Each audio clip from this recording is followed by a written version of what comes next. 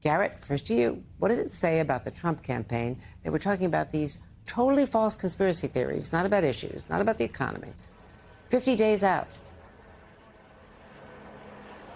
Well, it tells me two things. Number one, Donald Trump and his campaign have long been obsessed with the sort of category of news stories that I would call immigrants behaving badly. I mean, Donald Trump has made something he calls migrant crime central to his campaign platform, controlling not just illegal immigration, but in some cases limiting legal migration into this country, all by highlighting crimes committed by migrants all around the country. It's a regular feature of his stump speech. I think what this particular incident also shows is the terrible information control that this campaign has had on what Trump consumes and what Trump turns around and talks about. We saw this during his presidency, the difficulty that his staffers had at the White House in controlling what kind of paper, what kind of information got in front of the president and what he might turn around and talk about.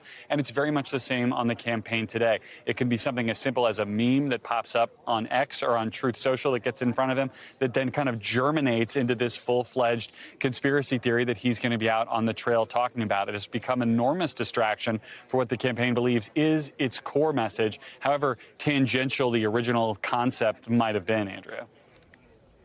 And Michael Steele, John Legend, who is apparently a native of Springfield, Ohio, was on Instagram earlier defending immigrants and specifically Haitian immigrants. Let's watch. They are hardworking. They're ambitious. They commit less crime than native-born Americans. And they will assimilate and integrate in time, but it takes time.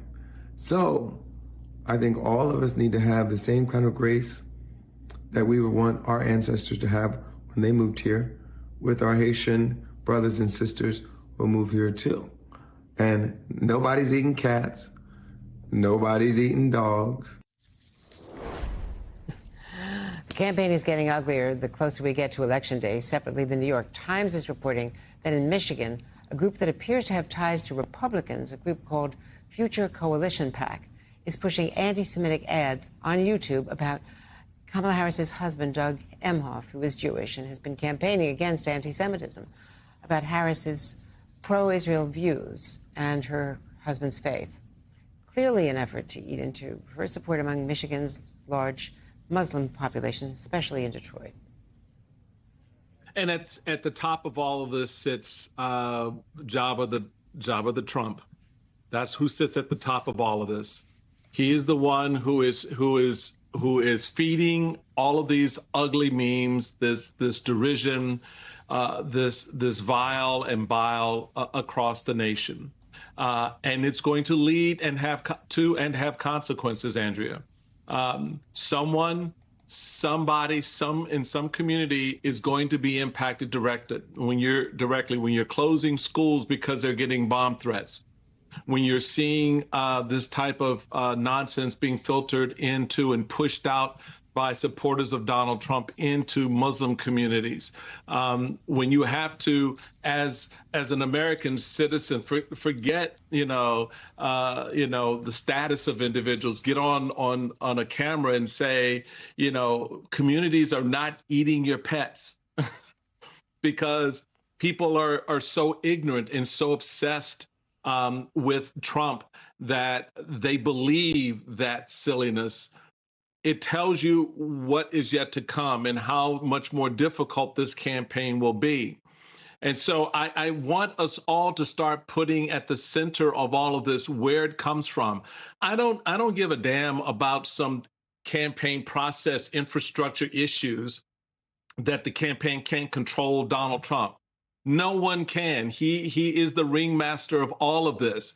And to make the excuse by anybody that they're trying to do this and they can't do that is irrelevant to the conversation.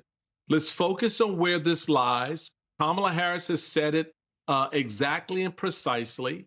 He is unserious, and he is at the tip of all of this. And I think the sooner we get to that space, the easier it is to continue on with the conversation about moving the country forward and standing up the reason why we should not look backwards and why we don't have to embrace any of this. And I just think that's where we need to be, because we'll spin our heads and our wheels trying to reconcile and understand. I'm past understanding Donald Trump. I understood from the very beginning what I was dealing with. And it's high time the rest of us get on that page. Well, you're expressing a concern that was expressed in, I would say, quieter terms, but pretty explicitly by Lindsey Graham, who has apologized and explained to him throughout this campaign and throughout the last couple of years, saying it's time for him to stop putting conspiracy theorists on his airplane and get to the issues. McKay Coppins, separately, as we talk about conspiracy theories and stoking divisions, J.D. Vance on Monday was asked about January 6th on a podcast called All In, which is not related to MSNBC's program with Chris Hayes by the same name, by the way. And here's what Vance had to say. Pence was not asked to overturn the election. He couldn't have. But two, the reason... He was asked to not certify it. Sure. So would you have certified it last year for the third Again, time? I would have asked the states to submit alternative slates of electors and let the country have the debate. It doesn't necessarily mean the results would have been any different, but we at least would have had the debate in Pennsylvania and Georgia. I don't know where to start. The Supreme Court made decisions in there were 63 separate judges, and several of those cases went all the way to the Supreme Court, that there were not fraud that would have changed the election outcomes, and that the electors should, on schedule, on January 6th, all be certified. And the fact that Pence wasn't asked, I mean, there's endless testimony about that, including from him. Yeah, there's literally no substance to back up what J.D. Vance just said. But I do think it's important to talk about what J.D. Vance is doing here, because this is why he was added to the ticket, right? He made a Faustian bargain a few years ago when he decided to transition his career from best-selling author and thought leader to MAGA political candidate, that he was going to do what it needed to be done to get on Trump's good side. And he has spent the last several years basically auditioning for the role of Donald Trump's VP. And when you're auditioning for that role, you have to say a lot of things that you know are not true. You have to do a lot of unseemly things. J.D. Vance, according to people who know him, knows better. But he has decided that this is the career he wants, that this is the job he wants. He's trying to get elected to vice president. It's been pretty successful. You know, he's wound up, you know, not that far away from potentially the vice presidency. But I do think it's worth asking what he's given up to get here. And when I talk to some of his former Senate colleagues, for example, Mitt Romney, they just say that there are few examples of somebody who has kind of sold his soul in pursuit of power more vivid than J.D. Vance. And I think that's what you're seeing going on there with that answer that he just gave. And Garrett, you've been covering this campaign and doing it so brilliantly. I mean, this is not a typical campaign. When someone like Laura Loomer is put on a plane, not only heading to the debate, but heading to the 9/11 commemorations after being a 9/11 denier, with a nominee for the presidency of the United States, we have to call that out. So this is not on the one hand and on the other hand. You know, you can't find anything comparable on the Democratic side.